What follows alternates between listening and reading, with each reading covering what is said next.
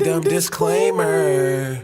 I believe in giving second chances, which is why today I'm going to be re-listening to 5 albums that I didn't like my first time hearing them, and seeing if I can change my opinion on them. The last one is a pretty surprising one, so definitely stick around for that. But anyways, the first album I'll be re-listening to is I'll Be Okay by Sign Crush's Motorist. I remember not liking this for the first time because I thought all the songs sounded kind of the same, and I also found the album to be quite boring, but it's pretty short, so I'll re-listen to it and see if I like it better. Now, it's time to bust a nut. Oh my god. We are all gonna bust a nut. Alright, I'm back after re-listening, and oh my. It's actually worse than I remembered. So you know how I said I remembered every song sounding the same? Yeah, I was right. They all are the exact same thing. And there's this one thing that he does with his guitar in I think every song. I don't know how to describe it, but I'll play a clip of it so you can see what I mean.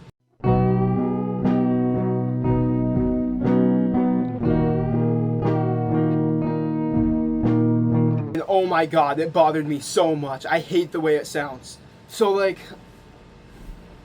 the actual music itself, it's not bad necessarily. It's good chord progressions, it's good melodies, but it's just so uninteresting. It manages to be boring while being not even half an hour long. And not to mention the awful track titles here. For example, I Just Want to Hold Her. Get out! Along with There's This Girl. I mean, I guess that's not the worst track title ever, but in the context of this album, I hate it. So I said every song on it sounded the same, which that is still true for the most part. Although there were 3 songs that stood out. Not necessarily in a good way, but I'll go over all of them. So the first one is this terrible track called Loser Monologue. And oh my god. So I made a video called the 5 most disturbing songs I've ever heard. Every song in that video was easier to sit through than this one, and I'm not exaggerating. So we have some really nice piano chords in the background, some nice ambience. If the song was just that, I actually would have liked it. But then, oh my fucking god. The spoken word on this track is some of the most cringiest 14-year-old Discord saddest lyrics I had ever heard. Talking about some, I look at your pictures every night. Ugh, I never want to hear this again. This song should not have escaped the Notes app. Like I said, it should have stayed an instrumental. I would have liked it if it was just the piano. But these lyrics, I can't do it. I cannot do it. This is one of 2 tracks that I could actually understand the words on. And honestly, good. You know what? Good. I don't want to know what he's saying in any of the other ones.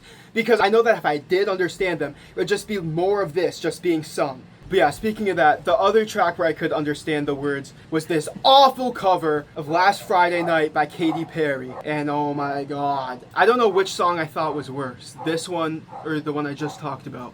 But this cover, oh my god. So the funny thing is, I'm pretty sure that I know why this is on the album. So I've seen a clip of this guy talking about the album A Promise by Shoo Shoo, which is a much better album, a way better sad album. In my opinion, the saddest album ever created.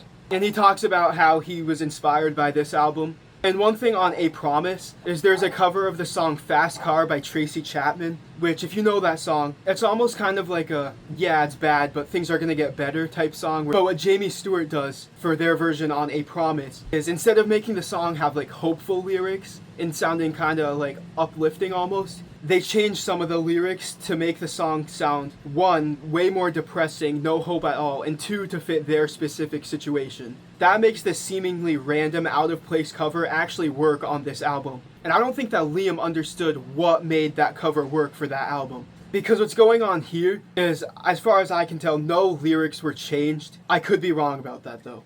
Trying to change the mood of this song doesn't necessarily work here like it did with Fast Car. And also, this one just sounds terrible. This is genuinely almost like a 1 out of 10 song for me. I hate this so much. But there is one other song on this album that stands out from the other ones, and it's the last track on the album, I Threw a Rock Over the Overpass and Killed a Homeless Man. Which stands out for a different reason, because instead of being a depressing, slowcore song, like every other song on this album, this one instead is a noisy ambient drone track that's only about 2 minutes long, which features a sample of some screaming over it. And there's no lyrics to this song, but I actually think it works pretty well. It sounds very warm, I would say. And honestly, this is the only track on the album I could see myself actually listening to. It's quite nice, I do like it. But yeah, after re-listening, I still can't like this album, I can't get into it. I just don't know why I would listen to this when I could listen to Duster, Carissa's Weird, Have a Nice Life, Alex G, literally any other slowcore music that sounds better than this. And yeah, that being said, I'm gonna have to give this probably like a 4 out of 10. Alright though, the next album I'm gonna be re-listening to is Post by Bjork, which I remember the reason I didn't like this one was actually the opposite. Every song sounded too different. I remember I really liked Army of Me, great song. I loved Hyper Ballad, that's a perfect song, potentially life-changing song. Easily the best on the album. But the rest of the songs I felt like kind of didn't hold up to the standard set by those two. So I'm gonna re-listen to it and see if I can appreciate the other ones a bit more this time.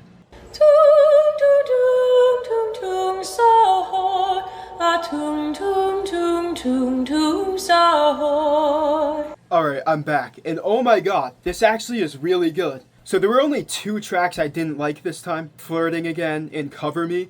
Other than that, all these songs were actually really nice. The Modern Things is a really cool track, and I like the theme of it. Enjoy is a banger. That might be my new favorite off of this, actually. I was sleeping on that one the first time, I guess, because that's probably my new favorite. And there were other really good ones, such as Isabel, Possibly Maybe, and Headphones. Even the tracks that I wouldn't listen to, for example, It's Oh So Quiet, I would never listen to that. And I remember this was one of the things I didn't like the first time I listened to it. I didn't like the more older sounding songs, because it was like, well, I would never listen to that. And honestly, I still wouldn't. I can at least appreciate the way she sings them. Like, she's singing her heart out here. And it is a beautiful vocal performance. Another one that really grew on me was Headphones. My first time hearing this, I thought it was a terrible outro, extremely disappointing, and I thought it was boring as well. But this time listening to it, I was able to appreciate the textures a bit more, appreciate the song for what it is, and enjoy the atmosphere it creates, and I liked it a lot more when I was trying to listen to it that way, rather than trying to hold it up to the standard of the first 2 tracks. This surprised me a lot. I'm really glad I came back to this one because I'm definitely going to be listening to a lot more of these tracks. My new score for this album is probably like an 8 out of 10. I really loved it. I'm going to listen to it again soon. But alright, the next album I'm going to be re-listening to is Dummy by Portishead.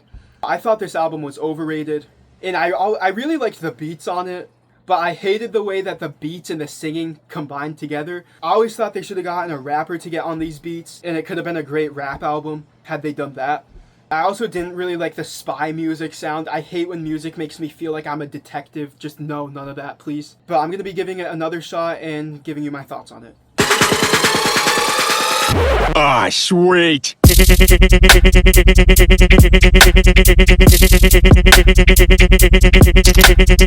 Alright, I'm back. And honestly, this was not as bad as I remembered. It was pretty good, I would say. This time, going into it knowing more what to expect, I was able to appreciate the singing with the beats more. And instead of thinking that they didn't go together, I actually thought they blended together quite well this time. I will say I'm still not a big fan of the spy music sound. I'm never gonna like that, I don't think. But there's plenty of good songs on here. It's a Fire is definitely my favorite track. This was actually an opinion I had the first time I listened to it. Numb has a really good beat. That track is a banger. Roads is a very beautiful song. That was another one I really liked on first listen, but I liked it a lot more this time. It sounded magical, honestly. Glory Box I liked slightly more this time, although I don't think it's as good as those other 3, but I would say it's probably my top 4. And yeah, I won't be listening to this album very often. Not a lot of stuff here that I actually want to listen to, but I definitely did enjoy it a lot more. I could see myself maybe putting this on as background music. I think it would work good for that. And yeah, I'm gonna give this a 7 out of 10, I think. Alright, the next album I'm going to be re-listening to is Plastic Beach by Gorillaz. Now, this one was pretty disappointing to me on first listen, because the only song I knew from it before going into it was On Melancholy Hill, which made me think that it was going to be some more like a synth pop, maybe dream pop album, and I was very disappointed when I actually heard the rest of it, that it was in fact not a synth pop, dream pop album. I didn't like most of the vocal performances, I didn't like a lot of the beats even. But now that I know more what to expect going into it, I want to see if I can like it more. Homer, let the farts out. Homer, let the farts out. Alright, I'm back. So I guess it does have more good tracks than I remembered. And I did like more of the vocal performances this time around. Although there still are a lot of tracks that I just simply cannot get into. I will say I really liked Rhinestone Eyes. I still like On Melancholy Hill. I liked Empire Ants. I liked the title track. I liked the outro, and there were a few others that I liked. I will say though, there were so many beats on this album that I did not like. For example, Broken. That, in my opinion, had like the most lazy, worst beat on the whole album. There also were a few songs that to me just sounded like straight up elevator music. Like To Binge, I could not get into that song at all. Cloud of Unknowing was also an alright track on it.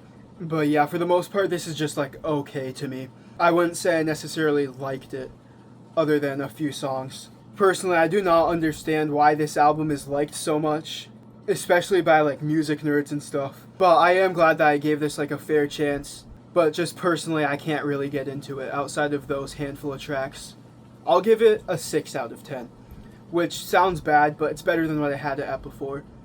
But alright, now it's time for the last one. And this is a really important one, because I'm in the minority here. I'm one of the very few people who does not like this album. And honestly, saying that is like an understatement, because this album is one of the highest rated albums of all time on both Rate Your Music and Album of the Year. Pretty much everyone loves this album. Plenty of people have it as one of their favorites of all time.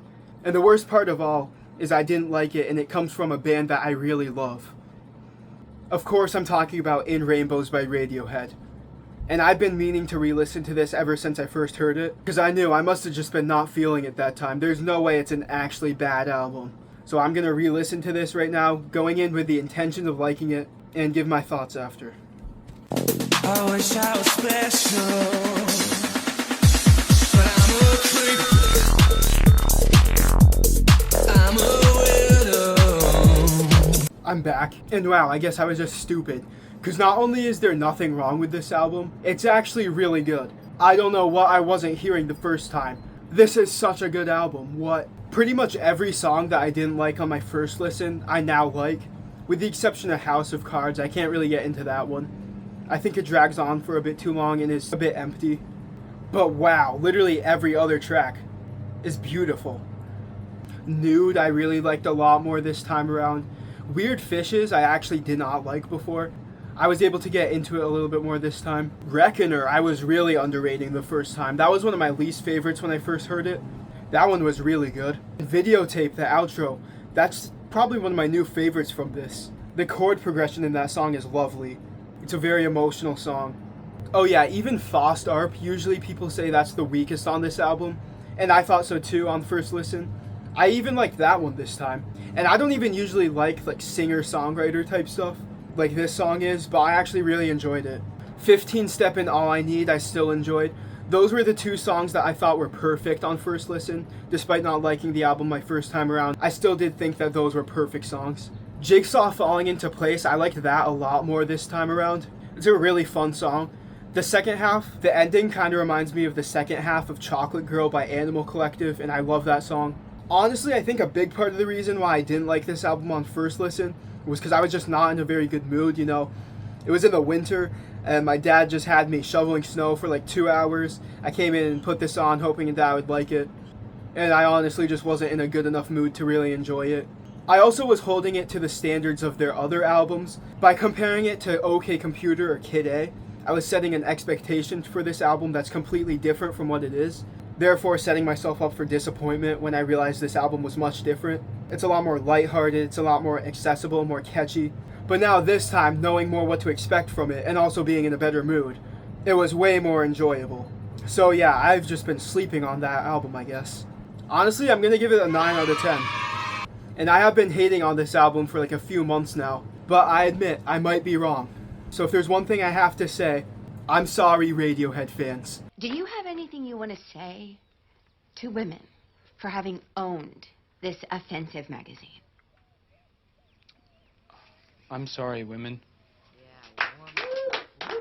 But yeah, that's just my opinion on these albums. If you liked any of them or disliked any of them more than I did, that's completely fine, because nothing I say is completely true. It's all subjective. I did really enjoy doing this, even though I didn't like all the albums, because I do think it is good to give second chances to things. Evidently so, given that I changed my opinion for the better on almost all of these.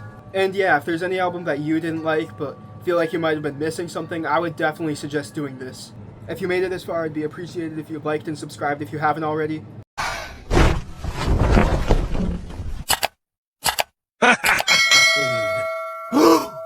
if you liked this video, you'll probably like the other ones I make in the future. Comment what you think about these albums down below, and yeah, that's all.